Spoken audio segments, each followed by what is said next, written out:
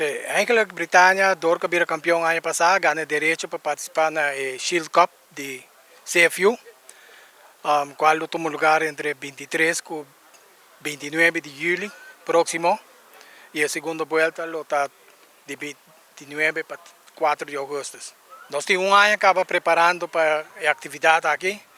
Nós trabalhamos na comissão de ano passado setembro, parte administrativo operacional.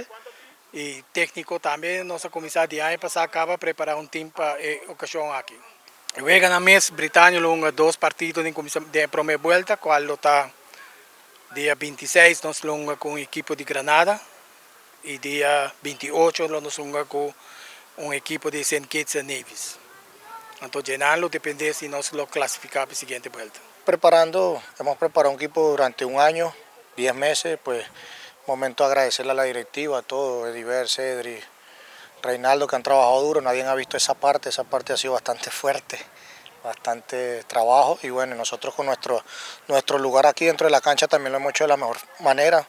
Trabajamos para los dos torneos, el local y el torneo venidero en Trinidad y Tobago, y gracias a Dios también pudimos salir campeones aquí, y el año que viene repetir estos dos torneos, lo que es la ABC y la Chilcú, y bueno, preparándonos para dar ese paso histórico, y por qué no la primera vez un equipo de Aruba en una final y acceder al próximo campeonato, que sería con equipos profesionales, que es la idea. Pues intentamos trabajar lo más profesional posible, gracias a la ayuda de la directiva, de los muchachos, pues hemos trabajado un poco más de lo normal para hacer una buena representación por Aruba en este caso. Bueno, al final nos quero agradecer a todos los sponsors que apoyamos, y también directiva de Britannia para nosotros de comienzo, y vamos a esperar, nós trabalhamos con cara de alto, corazón grande, y Britannia para todo el mundo.